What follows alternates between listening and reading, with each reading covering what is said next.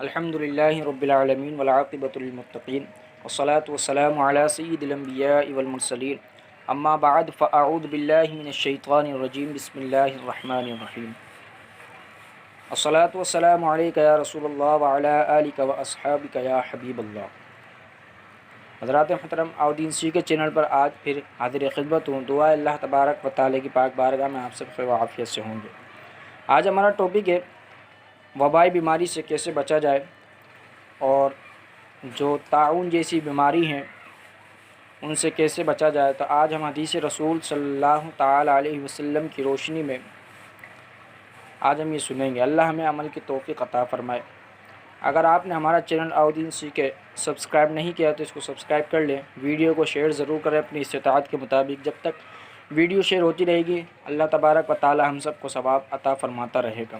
حضرات محترم، جیسا کہ آپ جانتے ہیں کہ آج کے دور میں ایک وائرس پھیلا ہے جسے کرونا وائرس کہا جا رہا ہے، اور لوگ اس سے بچاؤ کے طرح طرح کے طریقے اختیار کر رہے ہیں۔ کوئی دنیاوی حوالے سے، کوئی کسی طریقے سے، کوئی کسی طریقے سے، لیکن اللہ تبارک و تعالیٰ کا ہم پر خاص کرم ہے کہ اللہ تبارک و تعالیٰ نے ہمیں مسلمان پیدا فرمایا اور نبی صلی اللہ تعالی علیہ وسلم کا امتی بنایا۔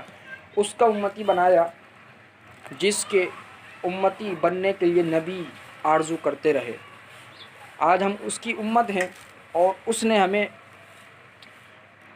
حضور صلی اللہ تعالی علیہ وسلم نے اپنے ہی دور میں ہمیں ہر بیماری سے حفاظت کا طریقہ ارشاد فرما دیا تھا، کیونکہ آپ کی نگاہ نبوت وہ کچھ دیکھتی ہیں جو ایک عام انسان نہیں دیکھ سکتا۔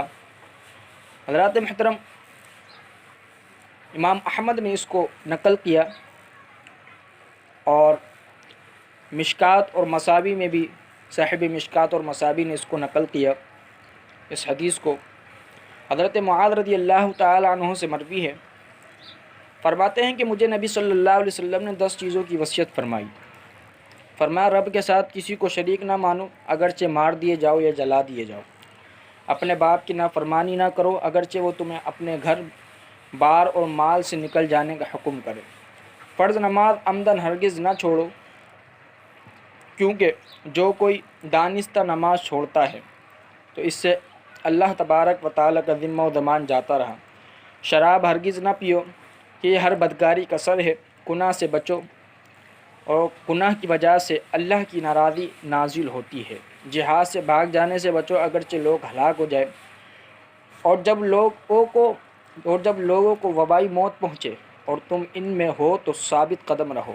حضرات محترم، اس حدیث کے اس جملے میں ہمارے لیے وہ درس ہدایت ہے کہ جس سے حضور صلی اللہ تعالی علیہ وسلم نے ہمیں ہر بیماری سے بچنے کی ترغیب دی ہے۔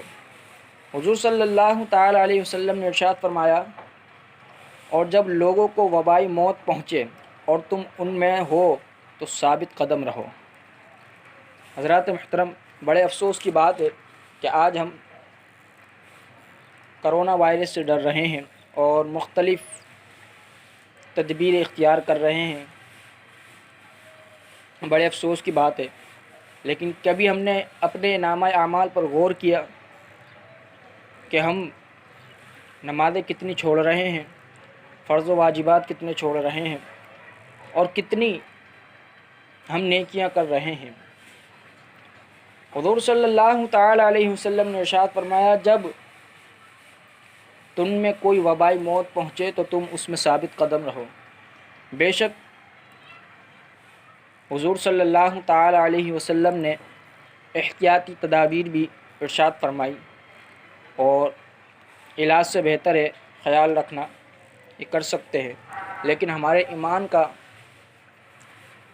ہمارا ایمان کا امتحان ہے کہ ہم اس وبائی مرض سے بچنے کے لیے اللہ تبارک و تعالیٰ کی بارگاہ میں صبر و استقامت کی دعا مانگتے ہیں یا نہیں مانگتے، ہم کتنی دعا کرتے ہیں یا نہیں کرتے۔ اور دوسری بات یہ ہے کہ حضور علیہ الصلاۃ والسلام نے ارشاد فرمایا کہ جب بندہ نماز کے لیے وضو کرتا ہے تو اس کے ہاتھ کے، اس کے پاؤں کے، اس کے چہرے کے، اس کے منہ کے، اس کی ناک کے، اس کی آنکھوں کے، کانوں کے ہر طرح کے گناہ نکل جاتے ہیں، اور ہر بیماری نکل جاتی ہے۔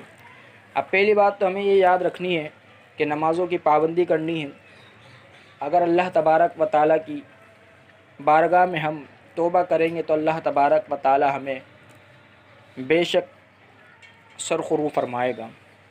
حضور صلی اللہ تعالیٰ علیہ وسلم نے ارشاد فرمایا کہ جب تم میں کوئی وبائی موت پہنچے اور تم اس میں رہو تو ثابت قدم رہو۔ اس حدیث میں یہ جملے ہیں تو علماء اس کی تفسیر فرماتے ہیں، شارحین کہتے ہیں یعنی جہاں تم ہو وہاں طاعون وغیرہ کوئی بیماری پھیل جائے، یعنی طاعون جیسی کوئی بیماری پھیل جائے جو ایک سے دوسرے سے لگے، ایک کو لگے پھر دوسرے کو لگے، جیسے کرونا لگ رہا ہے اس طرح سے لگے، تو وہاں سے بھاگو مت، وہاں سے بھاگو مت، تاکہ وہاں کے مردے بے گور و کفن اور بیمار بے یار و مددگار نہ رہ جائیں، اور جہاں نہیں ہو وہاں جاؤ مت۔